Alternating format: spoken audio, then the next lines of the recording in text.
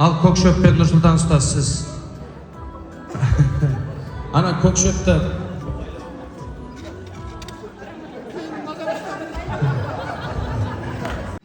Бүкіл әлемнің Раббысы Аллаға сансыз мақтаулар болсын. Адамзаттың асылы сүйікті елшімізге сансыз салауаттар болсын. Шын жүректен бүгін Ерекеңнің шаңырағындағы қуанышқа ат салысып, мен өзімнің келгеніме қуанып отырмын. Шынымды айтсам, Ереке мен бұндай жағдайларды білмейді екенмін. Видеоны көрген кезде бар, мен қай әлемде өмір сүріп жатқанымды білмеймін. Жұрттың бәрі біледі екен, мен білмейді екенмін. Жалпы сынақтың несі сынақ дейді, ақыры Аллаға жақындатса дейді. Байлықтың, нығметтің несі байлық, Құдайдан алыстатса дейді. Сіздерді Аллаға жақындатқан бұл қандай, нендей керемет сынақ.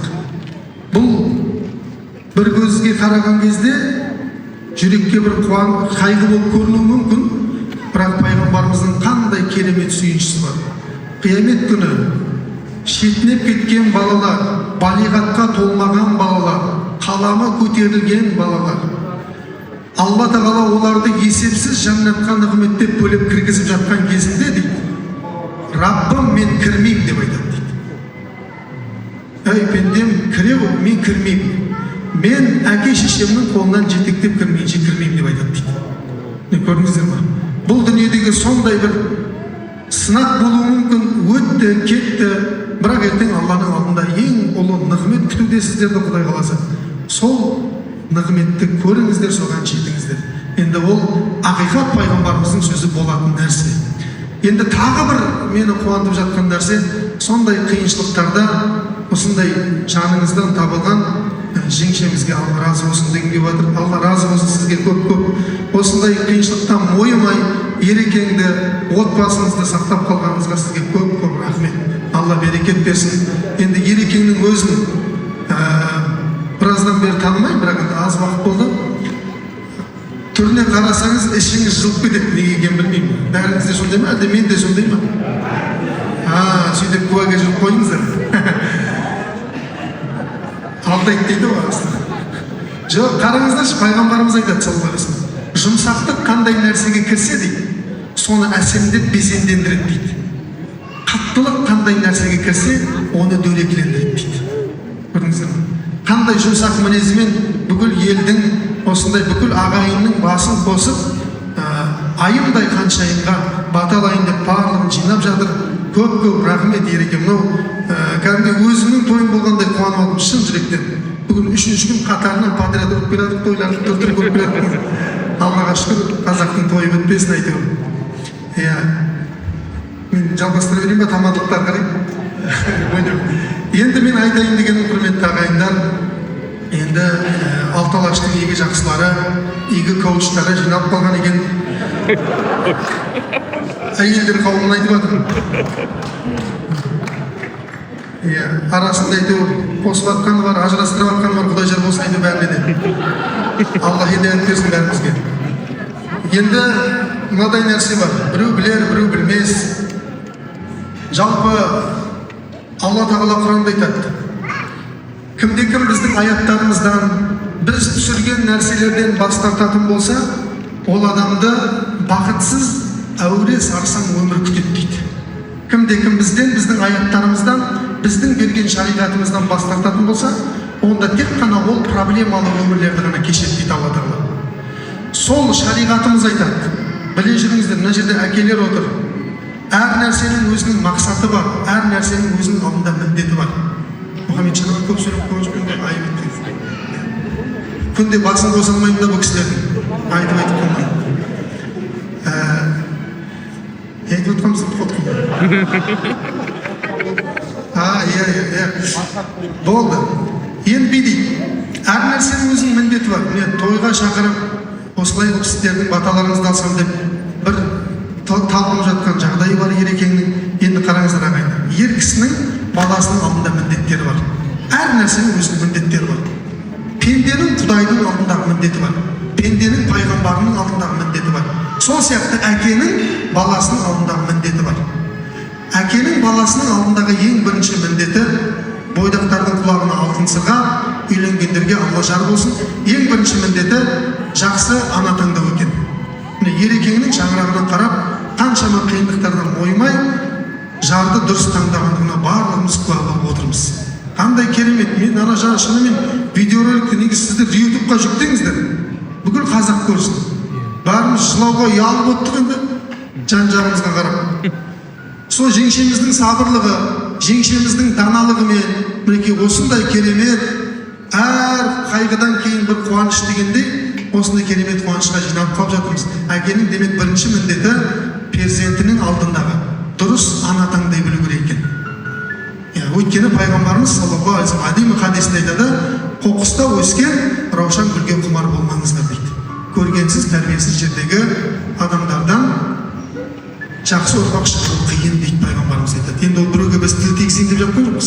Жалпы сақтық ретінде осылай айтқан пайғамбарымыз. Әкенің екінші міндеті баласының алдындағы азан шақырып дұрыс ат қою дейді. Ана қараңыздар. Айым дейді, сұлулықтың символы менің үйімде деген ғой. Ай бізде сұлулықтың символы. Бүкіл әлемде ай сұлулықтың символы.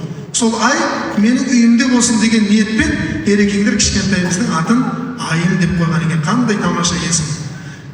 Әкенің баласының алдындағы үшінші міндеті балаға дұрыс тәрбие беру екен. Қазақ айтады, мейірімсіз өскен баладан маңырап жүрген мал артық дейді.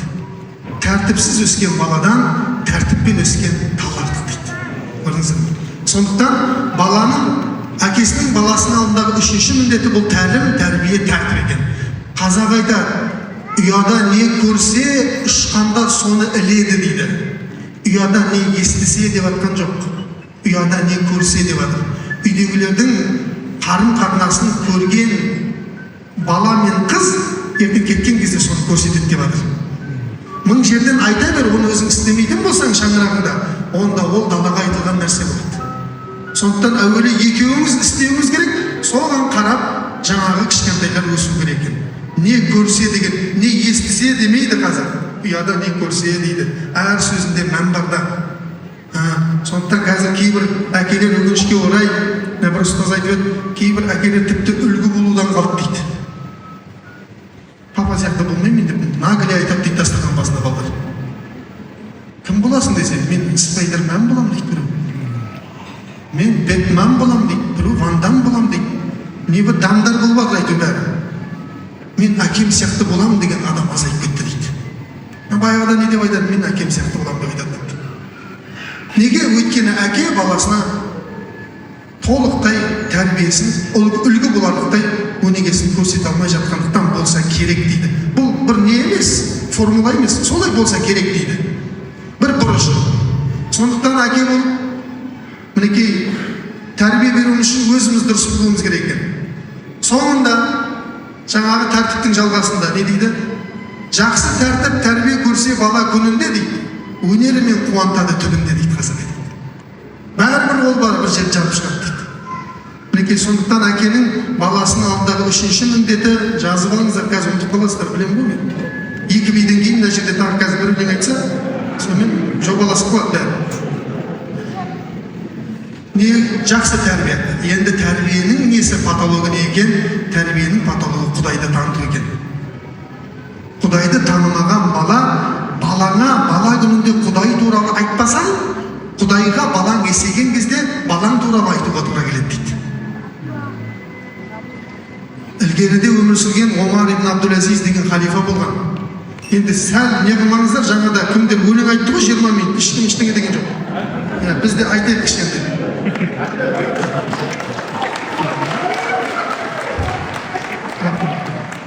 Алсам рахмет деп қойды.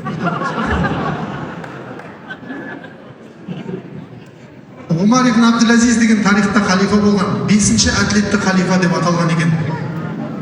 Мына оқиғаны жақсылап жадыларыңызға сақтап алыңыздар. 2,5 жыл халифа болған, патша болған. 2,5 жыл. Бірақ әділеттіліктің символы болған кісі. Сол 2,5 жылдың ішінде өзінің повары өзін өлтіреді. Ол үлкен оқиға, мен тек нақты несін айтайын.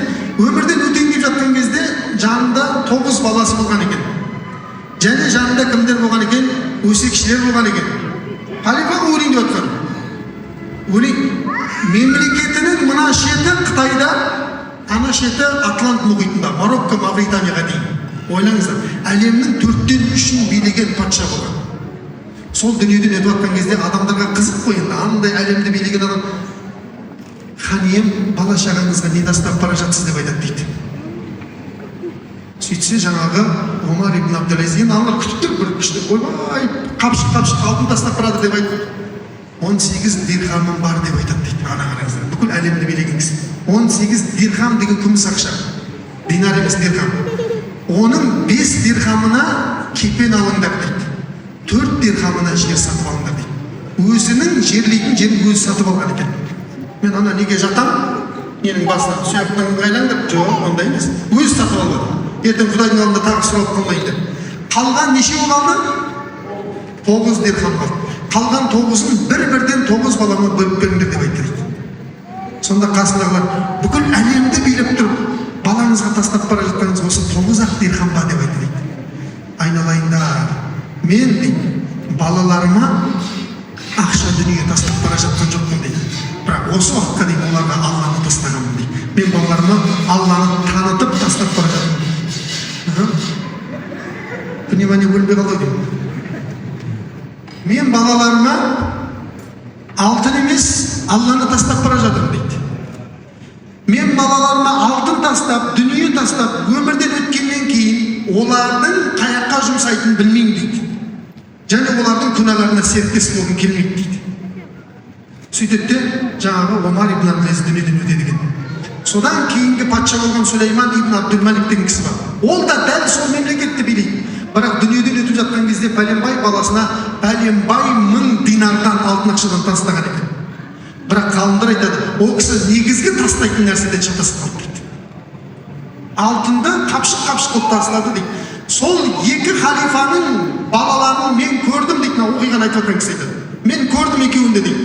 Бірінші өмірден өткен Омардың балалары дейді. Бүкіл адамзатқа, сол елге пайдасы тиетін үлкен ғұламалар, ғалымдар және жомарттарға айналды дейді. Ал екінші халифаның балалары өкінішке орай базарларда тентіреп қайыр сұрап кетті дейді. Көрдіңіздер ме? Осы балаға берілетін ең ұлы тәрбие бұл Құдайын таныту. Абай атамыз не деді? Адамның бір қызығы бала дегенде, баланы оқытуды жек көрмедім. Баламды медресеге біл деп бердім. Нені біл деп? Құдайды біл деп бердім. Қызмет қылсын, шейналсын деп бермедім дейді.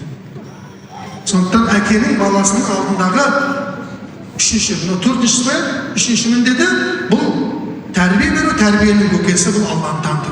Алланы таныған бала ата-анасында, елінде әрқашан істейді, қуантатын балаға айналады.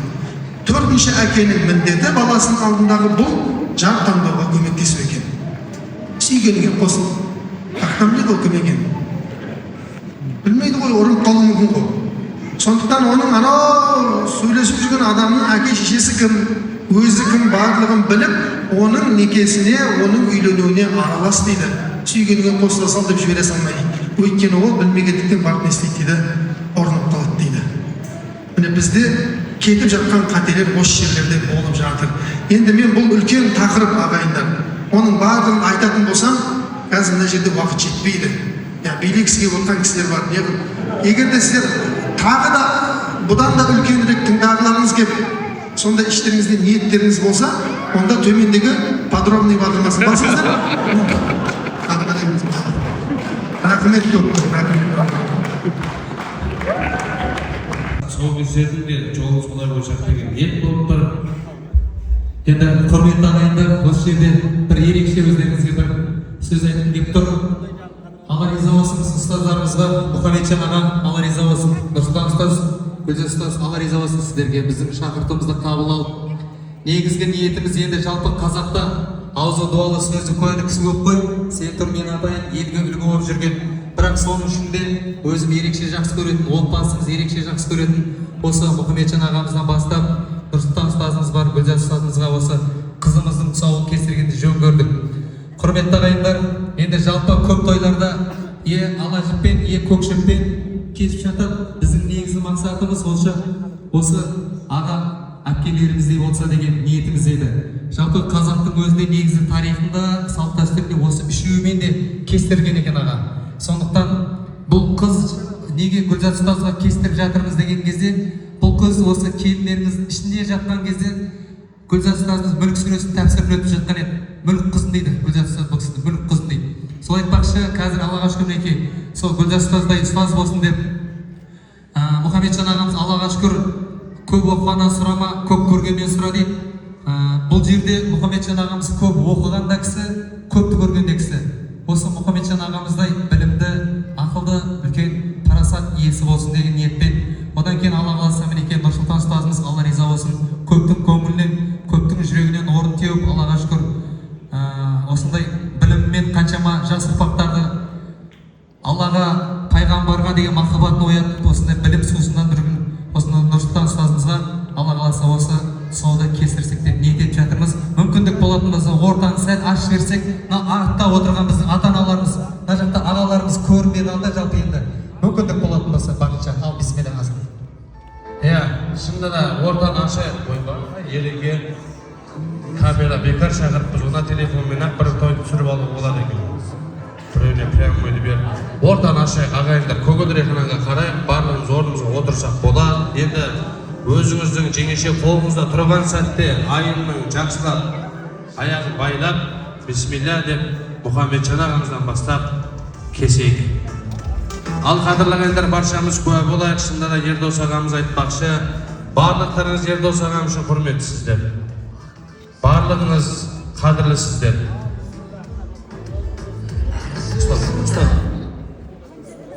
Жолың ашық болсын, Алла тағала қадамыңды бекем қылсын, Алла сүріндірмесін. Осы басқаннан иншалла жәннаттың төріне бірақ баруды Алла нәсіп етсін.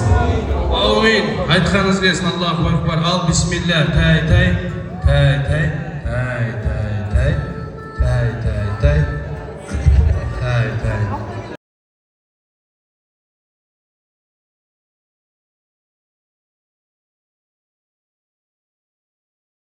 Машалла.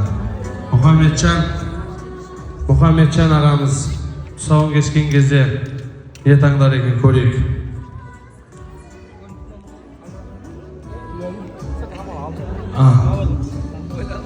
Күтейік.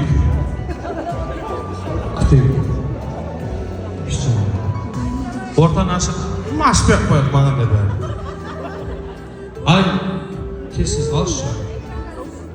Ал. Бисмилля. Мұхамеджан ата сияқты парасатты болсын, білімін берсін, көргенін берсін, білгенін берсін. Машалла, машалла. Ал тағы да екінші тұсауымыз бар. Көрімдігін беріп жатыр.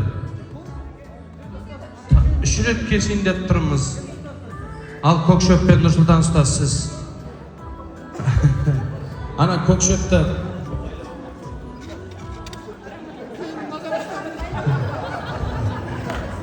қажып көрмеуге келмейді деп.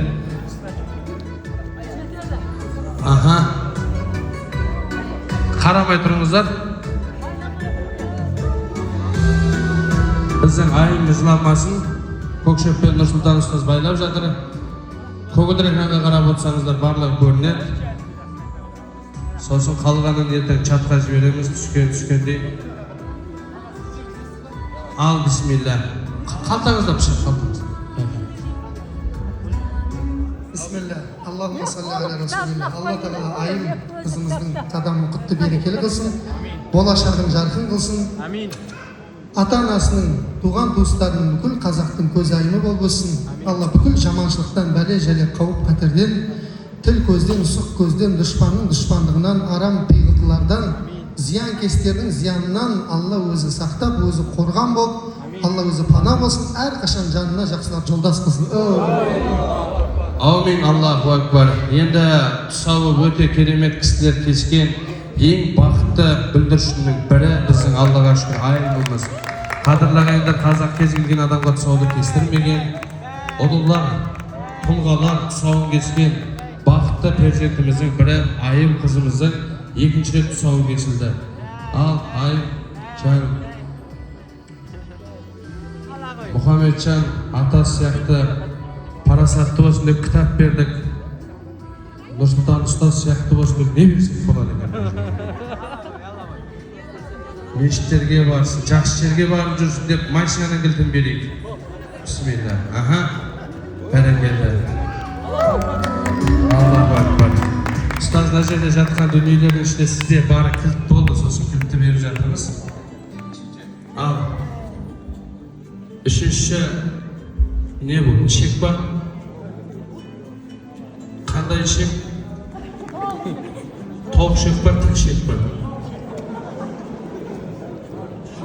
Аха, бисмилла. Ой, бұл жуылмапты ғой, ойнамайды. Жақсылап осымен орап. Саспан, шеше саспан. Аха, осыған бір қойды ғой.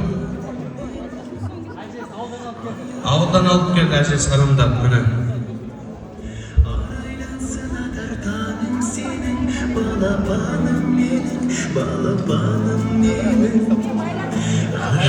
Гүлзат ханым, байлап берсек, ая. Біздің қазақ сәл әмірші өмір сүрген екен ғой. Ішекпен киесі, көкшөппен киесі. Әрине, әзілде жатырмыз. Ал Гүлзат ханым, музыка рахмет, бисмилла. Бисмиллахиррахманиррахим. Қызымыздың қадамы құтты болсын. Ең жақсы жерлерді, жақсы істерді жасап жүретін, елдің ата-анасының разылығын алатын, бүлік сөйлесін жаттайтын ұрпақ болып өсе берсін. Аумин айтқаныңыз, бисмилла. Ал тай, міне қазақтың домбырасымен жүрек соғысын тексеретін дүние қалды. Гүлзат ханым сияқты рухани адамның жүрек соғысын тыңдайтындай болсын деп бірден берік соғысын. Бәрекелді міне құрметті ағайындар, Гүлзат анасы кескеннен кейін аты не дейді? Таныммен бабасына. Бәрекелді. Гүлзат ұстаз, аман болыңыз. Рахмет. Алла разы болсын. Менің қызыма қолаңна алтын сырға алып берген едім. Рахмет, жаным. Айым кішкентайымыз өзі алтын тартады деген осы әжелері аталары міне көрімдеген беріп жатыр қос қолына. Келіңіздер, тұсауын кескен қадірлі ағаларымыз, бауырларымыз, Гүлзат ұстаз, келіңіздер, бір жақсылап той иелерімен суретке түсіп алайық, қалғанымыз жайғасайық.